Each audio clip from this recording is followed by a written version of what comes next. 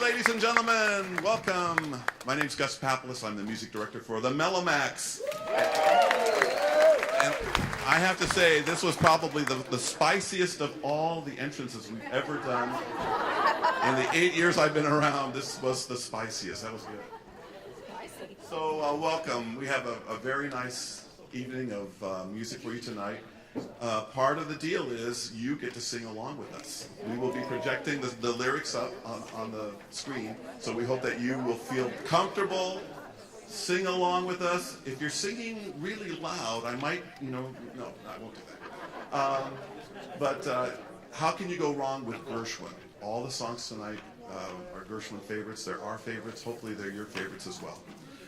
To start off our evening, though, we have another tradition, along with the salsa spicy entrance. That's our new tradition. We like to start each of our concerts with our national anthem. So I'm going to ask you, you may remain seated, but I want the MELLOMACs to stand, and we're going to sing. Please join us in singing our national anthem.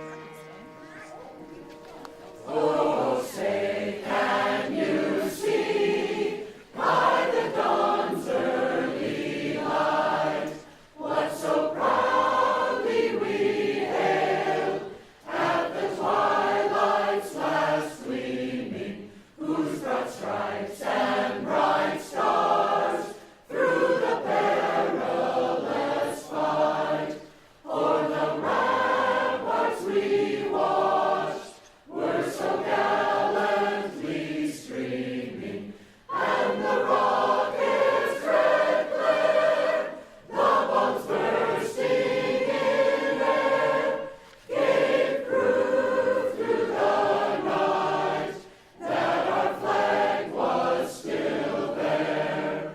Oh, say does that star-spangled banner yet wave o'er the land of the free and the home of the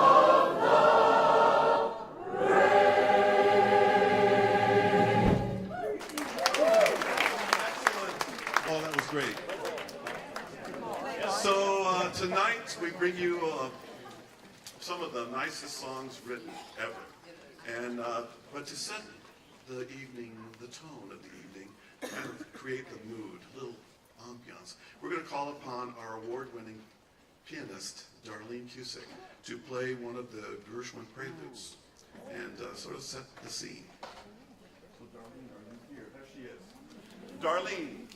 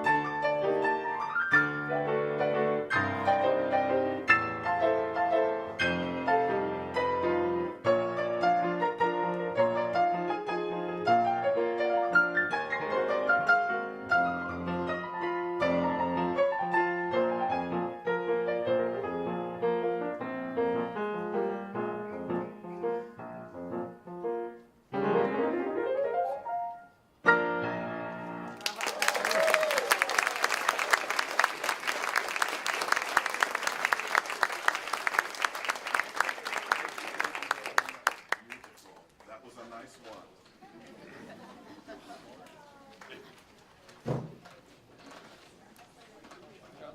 Are you ready?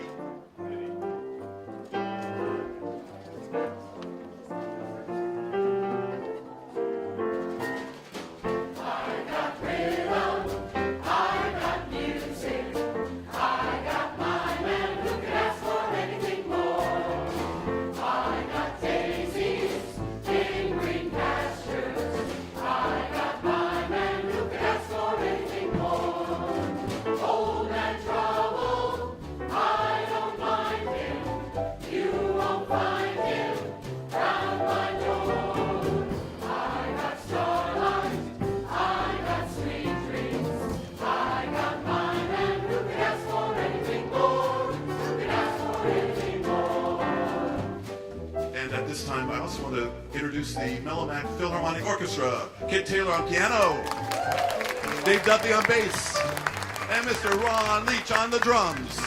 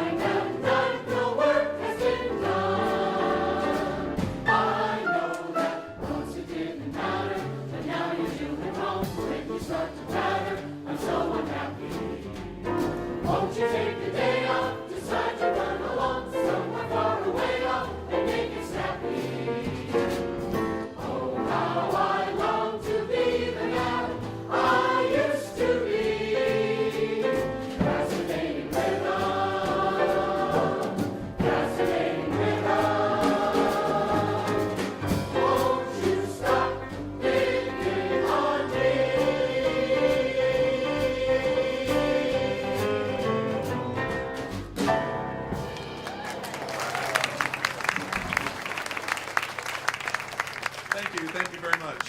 So the fun thing for me is, first of all, I love all this music, but I also love the connections that this music has with the history of American entertainment. So for each of these songs, there's like 10 really good stories about how these songs came about, or who sang them, or who danced them first, what kind of legacy that was created with them. For example, the I Got Rhythm. I Got Rhythm was comes from the show that featured a brand new entertainer, Ethel Merman.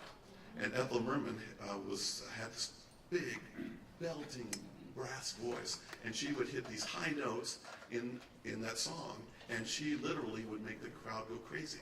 She would just lean back and belt out the high note, and the band would be cooking underneath. It was just like that.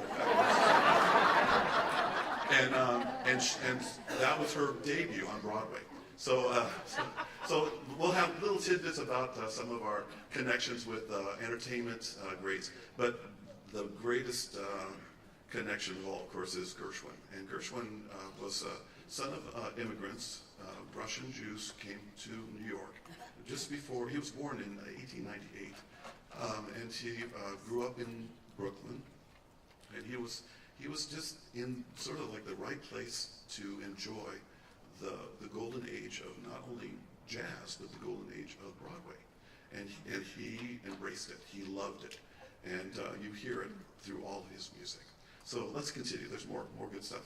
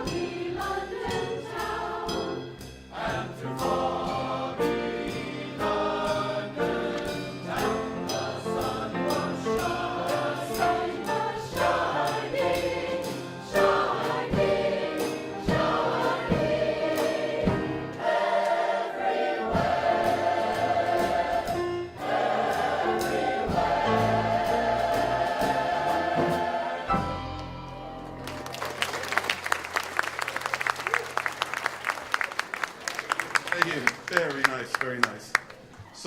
So young George Gershwin grows up in Brooklyn listening to what was the popular music of the time. And of course, Broadway was part of it, and vaudeville, and ragtime music was part of it too. But the story's interesting because his parents bought a piano so that his older brother, Ira, could start piano lessons. So they moved the piano in, and much to Ira's relief, it was George who started playing and immediately sort of claimed it and took it over. So George became the Mr. Music of the family. Ira became Mr. Words. He did the lyrics. For some of the original songs that George started with, he had other collaborators, but from about 1924 on, it was almost all Ira lyrics. So all of these are Ira's lyrics. The song "Foggy Days" is interesting. George used to go out in the evenings after the shows were over and late nights, go to friends' parties, and then he would immediately find his way to the piano and sit down and start playing. And he would play for hours. And of course he would be playing all his favorite songs, Gershwin songs. And so people would be coming over, oh, that's great, and this is from the new show we're working on. And he would play, you know, it'd be like maybe 1, 2 in the morning. Well, one night he returned home, Ira was still up, and he was reading a newspaper and smoking a cigar or something. And George burst in, hey, this is a good time, let's do something, let's work on something. And it's like 2 in the morning, and I was like, well, you know, actually I've been thinking about this one part in the show. We need a song, something to do with the fog in London, that foggy London fog. Foggy day in London town. George said, I like the London town one. And within 1 hour, they had the entire song completed. That's that kind of, that magical inspiration happened many times. Many times. Right, yes, many times. So, I feel like it's George. Aha! This is George is with us tonight, which is good. So, Gershwin just had this spark. It could be any time, any day. Something would happen, and they would get this idea, and they would turn it into a song. Our next song is actually a beautiful tune that almost didn't make it.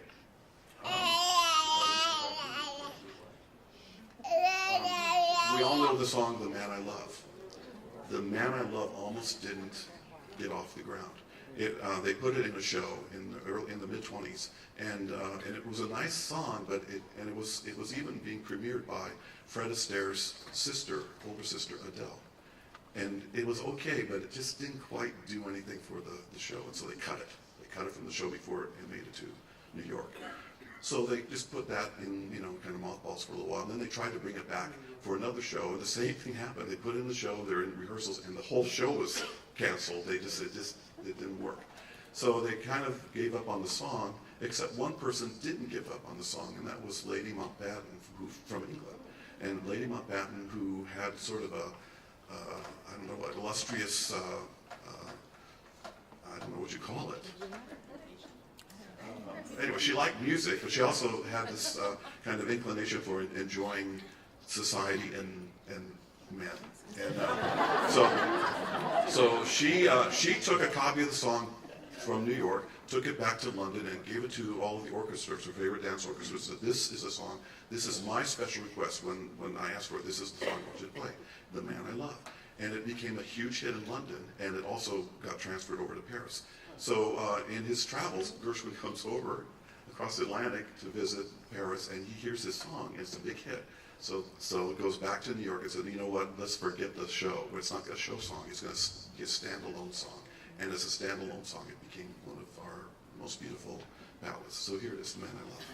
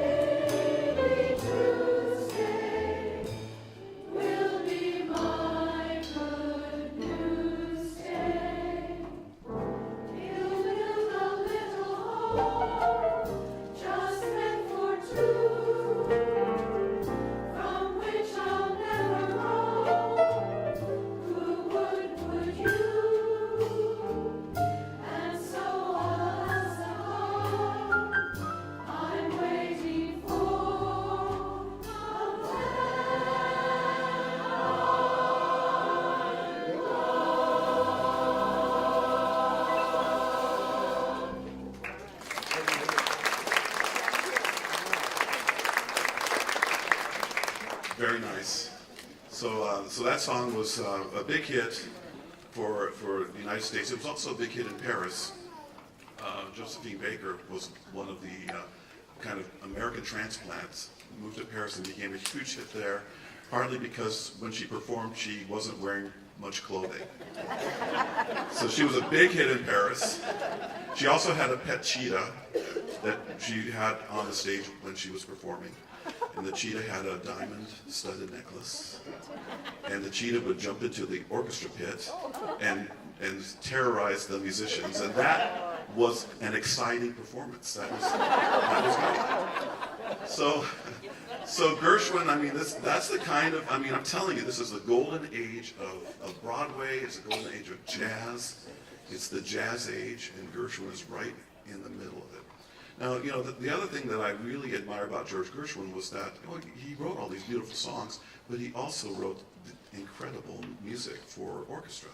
So at the same time he was doing these songs, he was also debuting Rhapsody in Blue, Concerto in F, and American Paris was the inspiration when he went to Paris. So all this, I mean, great music, all happening at a very young age. And we should keep in mind that Gershwin only lived to be 38 years old. It's amazing. So we're hearing all this music, and I mean, relatively young age for a composer, and especially for this quality. It's fantastic. The other interesting thing for me, again, is connecting the songs along with the entertainers who helped make them famous. Our next song, I believe, was introduced by Fred Astaire. And Fred Astaire had, is that up there? Yeah. Fred Astaire had this new dance partner that he worked with his sister, Adele, his big sister, for many years on Broadway. But when he moved to Hollywood, she went another direction, and Fred was out there. He needed another dance partner. Well, there was this girl who was also in that same musical with Ethel Merman. And Ethel Merman was debuting and became a big hit. Well, this other girl also was debuting that same show with them, and she became a big hit, and her name was Ginger Rogers.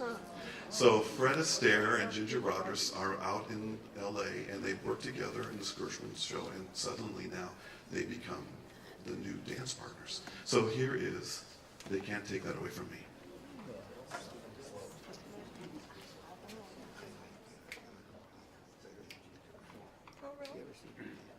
I don't remember.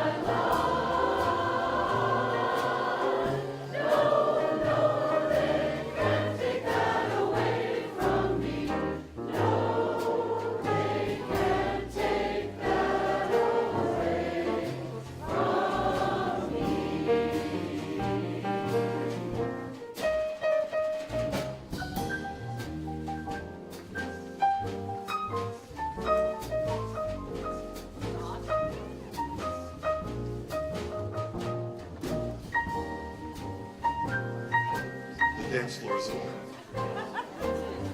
It's ladies' choice.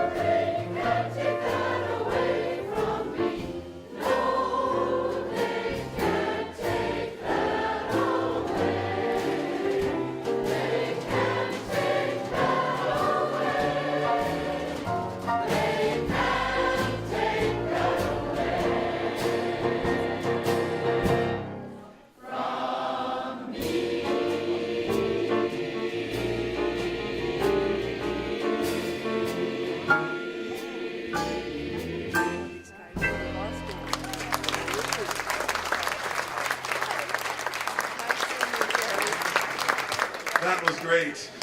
I'm starting to feel like Lawrence Welk. I got this great orchestra and music from the stage and the dancers, and this is good. We should have our own television program. Tonight on cable access. So kind of to put this music into context of what was happening in popular music at the time, it's fun to compare. You know, what were some of the songs that were out there that people were enjoying? And I picked just a couple, and you probably heard all of these. But when you listen to them, as popular as they were and as wonderful as they are in their own right way, comparing them to the Gershwin, I think you'll see Gershwin is very rich. His use of the jazz idiom, his melodies, the rhythms, the chord changes, there's just a depth, a richness to his writing, and that has made his music so popular with listeners, with jazz musicians, through the generations. Every age has discovered his music, and they enjoy it. So let's compare. Here's one song from about 1920.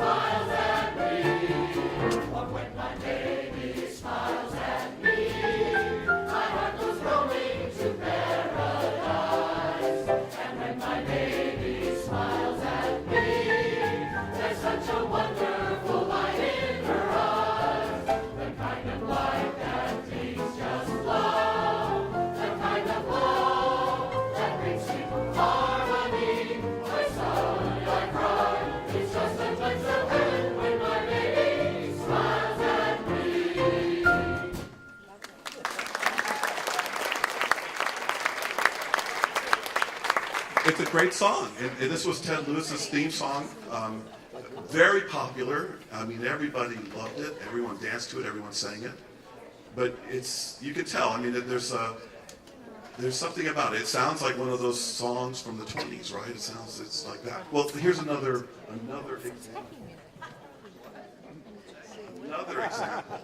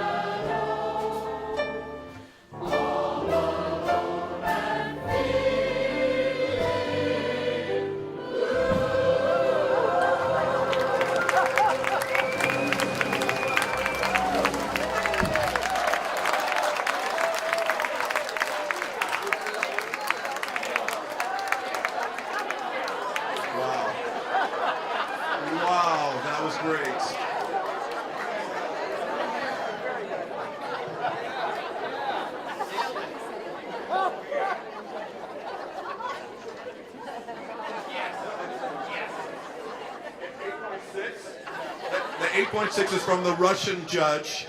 It's very low, and it will be not counted. It's thrown out. 5.4. That's even lower. There was a 0.6 on this side. I think it was an accident. 5.0. Hold it. It was upside down. 8.6. You guys see that? That was funny. Okay, that's pretty good. I wonder what the degree of difficulty was. That was pretty good because you did it right in time. It was excellent. So, again, a great song. Everyone knows the song. It's a fun beer drinking and everything kind of tune. But again, it's like in a different category. Gershwin just like floats way above these. One more example.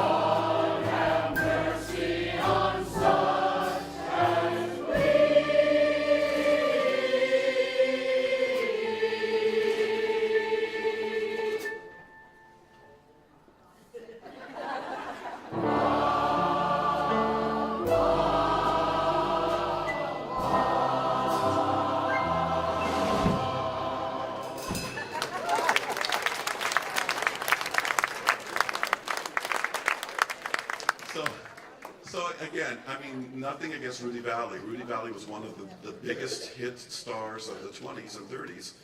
And of course, his career lasted well into, the 50s and 60s even.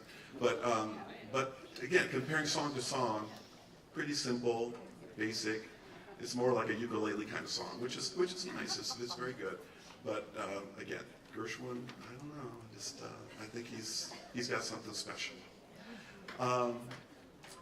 Another thing about Gershwin, many composers, and this is from going way back. I mean, going hundreds and hundreds of years ago. Composers were very careful to guard their music. They didn't want people stealing their new melodies or their new compositions, and so they would become very secretive about protecting. Gershwin was just the opposite. Gershwin he'd be playing his music everywhere, and everywhere he'd go, people would hear his new and latest songs. But he also loved other people's music. And so there was a time in the 30s when Gershwin had a radio program, and it was the Gershwin Hour. And you would think it would be all Gershwin, but no, he would call up Rudy Vallée and some of these other singer-composers to come and perform, and they would do the latest music. And he just loved American music. He was really dialed into the American soul, the American spirit. So I like that about George. He really promoted the art form, and he invited everyone to join him with it. Here's a nice song. This is another one, Fred Astaire, Ginger Rogers. Let's call the whole thing off. And everyone, this is just such a cute song. So you have to, okay, I think the women sing the first one and the boys, the guys sing the second. Well, we'll work it out.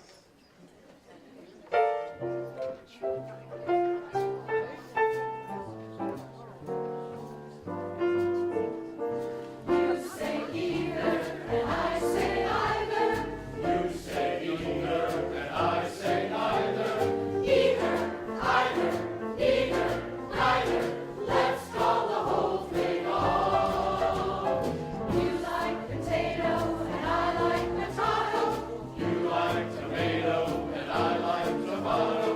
Potato,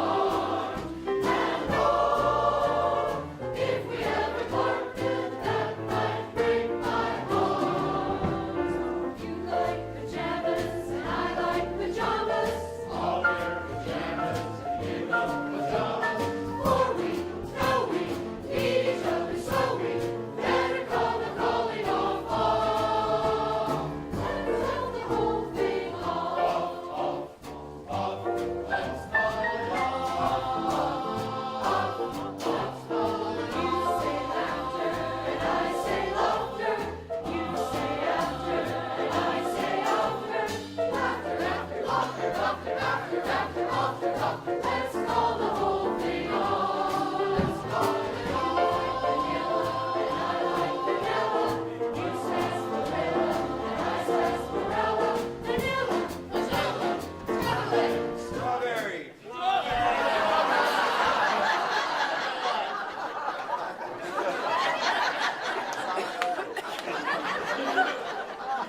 One, two, three.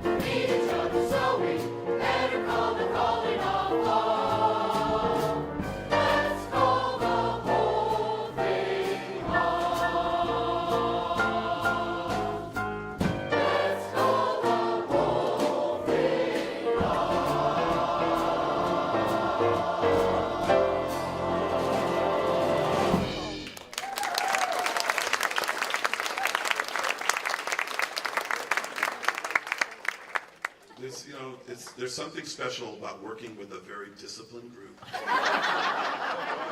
And I don't know, just every time I come and work with the MELLOMACs, I just count my blessings. No, the thing is, they know that I'm also a 5th grade teacher. And that's exactly what I'm used to seeing, so that was great. But you're all going to have to go to the principal's office after the show. That's all there is. Our next song is a great song, and this was one of I think this might be the song that Ginger Rogers became known for back on the Broadway stage before she made it big as Fred Astaire's partner, Embraceable You.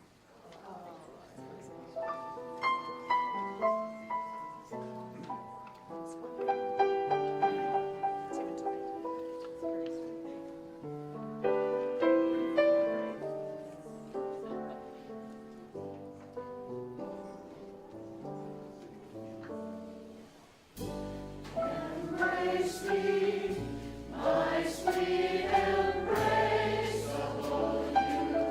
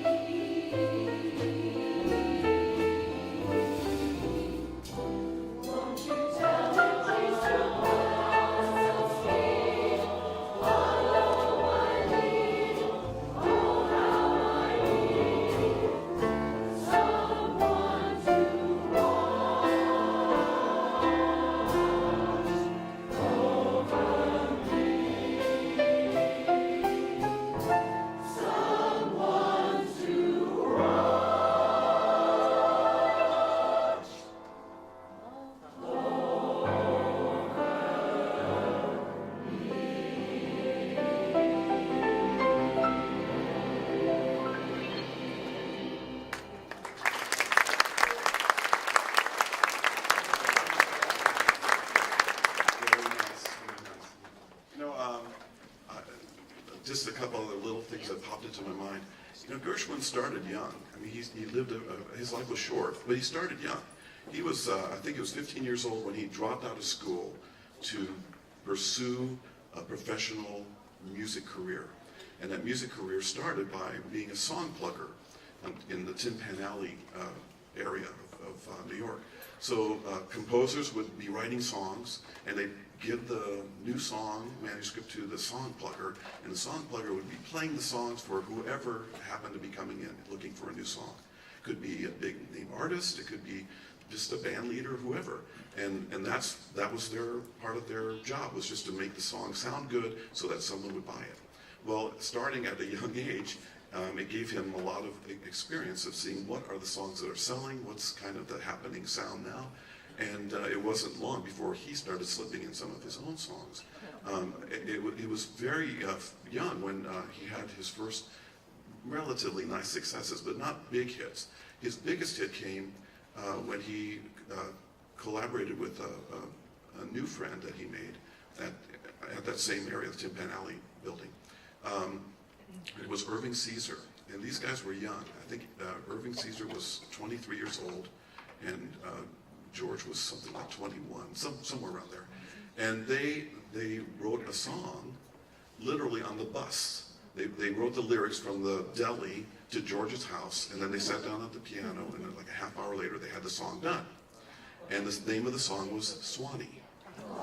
And of course, George immediately starts playing it at all his friends' parties, and people are hearing the song.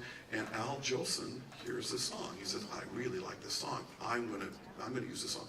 So Jolson puts it in his hit New York show. It sells hundreds of thousands, if not millions, of copies the first year, and made these two young kids a lot of money.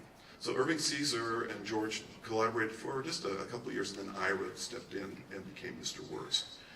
But Irving Caesar also had an interesting career. You know some of his other songs, like Tea for Two, and I want to be happy, but I won't be happy till I make you happy too. That's Irving Caesar. Or Animal Crackers in My Soup. So he had his own career, but he reminisced fondly of how he met George, how they became friends, and how on that bus trip back to George's home, they wrote the song, and it put them both on the map. Well, here we're going to do another song, but from a whole different production. George really had this feel for the American music and jazz, and what jazz, people were trying to figure out what jazz was. You know, is it ragtime music? Is that jazz? Is it that Dixieland music that they're hearing from people like Louis Armstrong coming up from New Orleans, and the Chicago-style jazz, Kansas City? What is jazz? And they were kind of putting it all together. But George also had this idea that he wanted to kind of get back to the real basic roots of what the jazz idiom was about. And that means going back to the African-American influences of the music. So at a young age, he thought, wouldn't it be great to put together a show featuring that kind of style? And they tried it. They tried it the same year that Rhapsody in Blue came out, and it flopped. It did not work. But later, he had another opportunity to do something, and it turned into a flop. Really, it wasn't a big hit at the time, but it was the kind of flop that was a good flop, because the more it was around, the more popular it became, and the more momentum it built, and eventually it became known as probably one of the most popular of the American operas, but we call it a folk opera, Porgy and Bess. So we're going to do one of the most popular songs from Porgy and Bess, Summertime.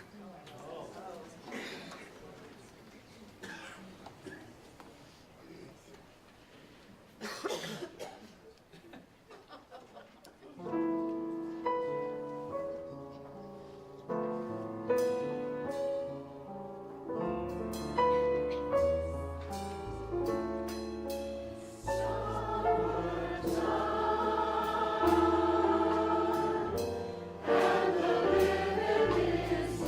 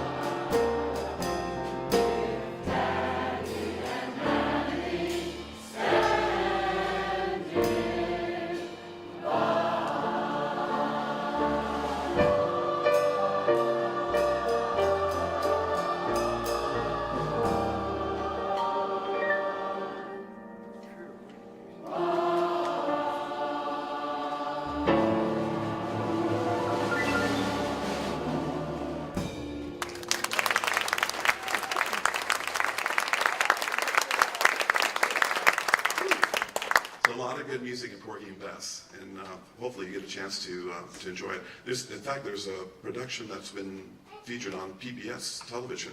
I think it's the San Francisco Opera that just put it out just in the last couple of years. This great music, and it wasn't accepted so much at the time that he first released it and brought it to the public. And partly because they said that the orchestrations were too heavy, it wasn't balanced with the vocals, and we couldn't hear this. And then, a few years later, when recording techniques were improved, suddenly they could go into a studio and record things, and you could hear everything, and it was beautiful. It was beautiful. It became a very well received movie in 1959. And by that time, it was already one of the foremost American operas known around the world. You know, I mentioned that Gershwin had a short life, but he like many of the other composers of his day, was sort of drawn to the West Coast, because the golden age of Broadway also ushered in the golden age of the Hollywood musical. And many of the composers and talents who were performing for hundreds of people or maybe thousands of people a week realized that they could go to Hollywood and they could perform for millions of people and work on shows and have the movies go out and do the work for them. So he followed suit and went out there. He was not one of the first. He resisted it for a while, but then he thought, okay, we'll go out and we'll some of the RKO wants to do a musical. Okay, we'll go out there. We'll help him put it together. While he was out there, he was very well received, and he enjoyed himself. But he also started noticing that he was getting headaches, and he was having trouble. You know, sometimes in the middle of a concert, he would kind of lose his concentration, or he would not be able to perform something that he normally would have no problem with, and he would kind of go up on it. And so his friends were saying, you know, George, you've been working too hard. Look at all the stuff you've been writing. You've been busy. You know, you need to take some time off. And so he did. He took a little time off, and he, you know, tried to, you know, do the health regimen a bit. But it didn't really help. And by the time they figured out what it was too late. He had a brain tumor. And so here he is at the young age of 38 years old, and he died. They tried to operate, but at the time, I mean, you can imagine, in the 30s, medicine wasn't exactly the same as what we have now. So he died at a very young age. There was one of his friends who said that upon hearing that George Gershwin had died, he said, "Well, I heard that Gershwin had passed away, but I don't have to believe it if I don't want to." And I kind of like that. It's like, okay, Gershwin died, but look at all of the music he gave us, all of the songs, all of the beautiful shows, all of the symphonic music that we can listen to and admire. He captured a time, and he just let it blossom into this beautiful music, and we get to enjoy it still today. And each generation does discover George Gershwin's music, and it's the same reaction. They love it. So he may not be with us one way, but he's definitely with us another. Well, when he died, his brother Ira didn't stop writing lyrics. He continued writing, and he wrote with some of the best composers of the time. So we're going to do one of the songs that Ira penned lyrics for, to a melody by Jerome Kern. And this is another huge hit.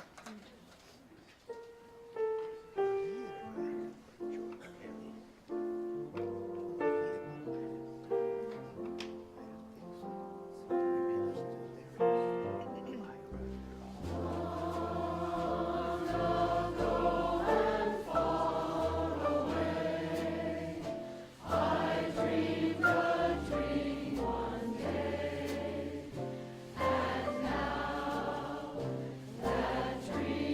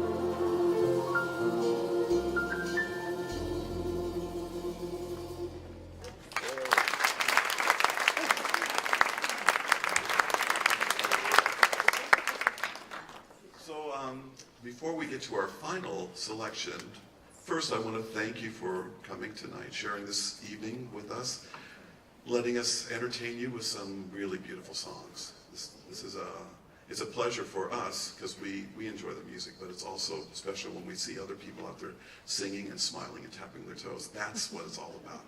That's how we know Gershwin's still with us. His spirit, just fills all of this music. Anything else that we want to say? I would say a warm round of applause for our conductor.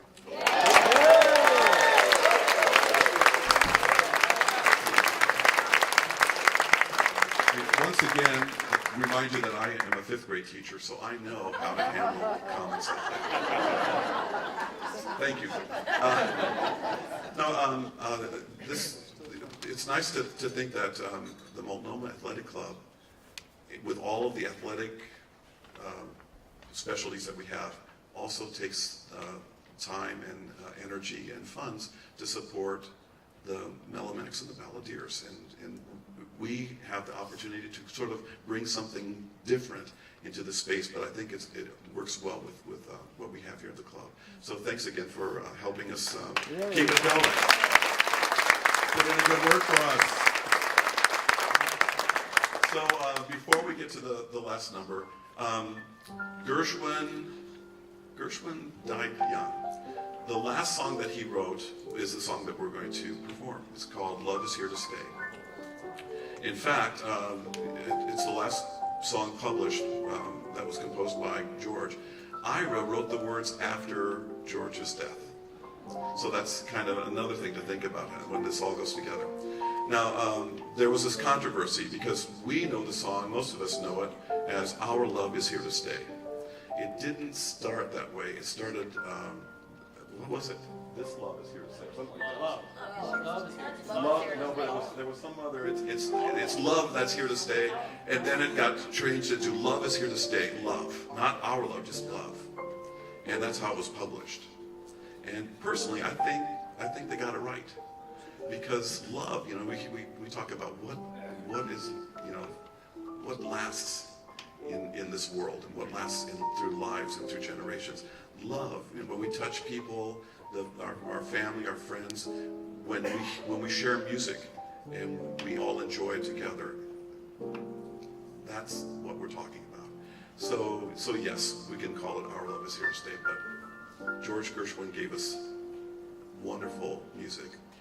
His love of music, his love of the American spirit, his love of jazz, his love of everything he saw around him, that Broadway, musicals and the stage music and the entertainers and the comedians, all of that wrapped into this gorgeous music, and then he passed it on to us. So love is here to stay, and this is the last song that George wrote.